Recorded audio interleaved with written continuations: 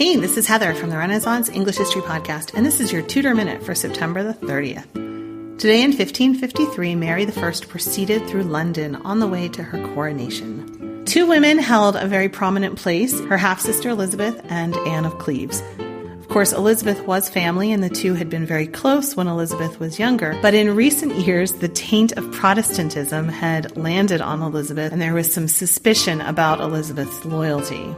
Anne was there because she was someone who had suffered the same public humiliation as Mary's mother, being divorced. And now Mary had the opportunity to make amends and give a display of the unity between her and her former stepmother. Mary was driven through London on a carriage drawn by 6 horses. She wore a purple gown with ermine edges, and a small circlet of gold was on her head.